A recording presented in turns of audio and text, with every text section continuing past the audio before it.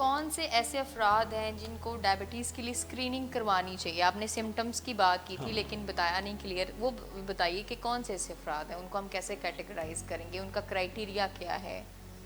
Diabetes की screening हम recommend करते हैं उन अफराद में जो जिनकी फैमिली में पेशेंट्स हैं।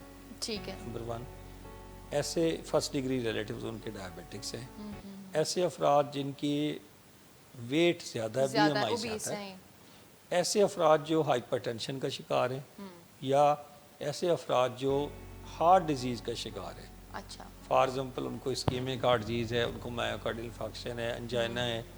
ये जो सारी दिल की ब्लड बीमारियाँ, जो प्रेशर दिल के। का जो चेस्ट पेन, ब्लड प्रेशर के मरीज़, चेस्ट पेन वाले जो होते हैं ना मरीज, जैसे जिनको अंजाइना होता है, जी दिल की दर्जनिक होती है जी असल में, और वो उसकी ट्रीटमेंट ले रहे हैं, वो पेशेंट भी, उनकी भी स्क्रीनिंग होनी चाहिए डायबिटीज़ के लिए। जी।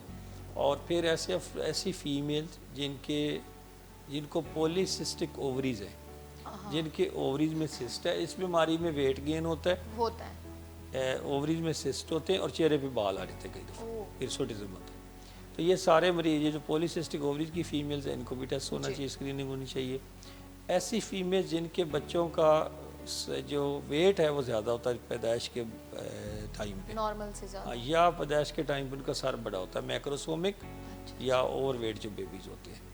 तो अगर वो पैदा हुए हैं तो इसका मतलब है मदर में स्क्रीनिंग करनी चाहिए डायबिटीज़ की। डायबिटीज़। ये तो ऐसे सारे अफराद जो मैंने अभी गिनवाए हैं, इनके अंदर स्क्रीनिंग होनी चाहिए। अगर वो स्क्रीनिंग में नेगेटिव हो, जी। यानी नॉर्मल आ गया, ब्लड शुगर रैंडम की 140 से कम, फास्टिंग की 100 से कम आ गई, तो ये नॉर्मल हो गया ना। HbA1c किया 5.7 से कम आ गया, तो अब इनको 3 साल के बाद दोबारा टेस्टिंग करनी चाहिए। अच्छा।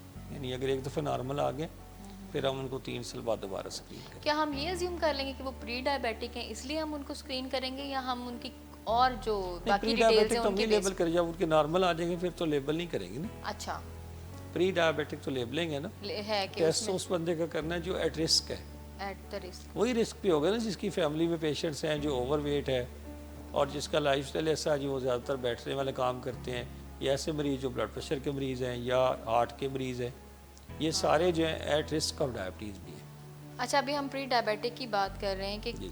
प्री डायबिटिक जो हैं, एक तो ये तफसीलन बताइए कि ये पेशेंट, ये लोग किस तरह की खसूसियात के हामिल होते हैं, प्लस इनका इलाज करवाना ज़रूरी अगर है? मैं इन शॉर्ट बात करूं, आजकल जो जो हमारी पॉपुलेशन है उसमें पेशेंट दो तरह के हैं, या वो डायबिटिक हैं या प्री डायबिटिक? या वो प्री डायबिटिक हैं। यानी वो डायबिटिक हैं या उनको डायबिटीज़ होने वाली है।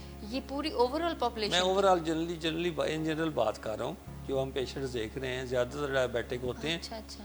या वो प्री डायबिटिक होते हैं। नॉर्मल पर्सन अब कम ही मिलते हैं। ओह। तो इसका मतलब है कि हर पेशेंट में, अब एशियन में पोटेंशियल वैसे भी ज़्यादा होता है, तो हमारे खत्ते में डायबिटीज़ की जो रेशो है वो बढ़ती जा रही है, डायबिटीज़ की शरह बहुत बढ़ती जा रही है। इसलिए हर फर्द को इसके ऊपर काम करना चाहिए। अब प्री डायबिटिक बाय डेफिनेशन वो पर्सन है जिसकी फास्टिंग शुगर 100 से ज़्यादा है और 126 से कम है, यानी वो नॉर्मल भी नहीं है और डायबिटिक भी नहीं है। ऐसा मरीज़ जिसकी ब्लड शुगर रैंडम का मतलब जैसे कहीं बैठे बैठे चेक करवा ली, 140 से अबव है और 199 से कम है, अच्छा। वो भी प्री डायबिटिक हो गया। ऐसे HbA1c जो हीमोग्लोबिन A1c है, आपने चेक करवाया, वो 5.7 से अबव है अच्छा। और 6.4 से कम है, ठीक। तो ये भी प्री डायबिटिक हो गए। अब ये सारे अफराद, स्टडीज़ कहती हैं, रिसर्च कहती है कि ये at risk of developing heart attack होते हैं, यानी इनमें हार्ट अटैक का ख़तरा शदीद होता है, होने का चांस ज़्यादा हो जाता है। ठीक। ऐसे मरीज जिनकी सुबह फास्टिंग में शुगर ज़्यादा आती है वो हार्ट के रिस्क पे चले जाते हैं। अच्छा। इसका मतलब ये है कि प्री डायबिटिक पर्सन जो है, जो असल में डायबिटिक नहीं है, उसको भी ट्रीट करना चाहिए, उसका भी इलाज करना चाहिए। ताकि वो वो इलाज, हाँ, डायबिटीज वो इलाज डाइट से भी हो सकता है, वो इलाज मेटफॉर्मिन नामी गोली से भी हो सकता है, लाइफस्टाइल बेहतर और भी बनाने उसमें से। चेंजेस की जा सकती बॉडी में, मतलब उसको ट्रीट करना ज़रूरी है। अच्छा। हम इसको इग्नोर नहीं कर सकते। इसमें सबसे बड़ी जो प्रॉब्लम आती है, बहुत सारे पेशेंट अपने टेस्ट करवाते हैं, अपने डॉक्टर साहब के पास गए, डॉक्टर साहब ने कहा यार कोई बात नहीं, बस ठीक है, अब सही है। अच्छा, उन्होंने उसको सही समझ लिया, उन्होंने 2-3 साल वो लाइफस्टाइल चेंज नहीं किया, अब वो डायबिटिक हो गए और उन्होंने न्यूरोपैथी भी डेवलप कर ली।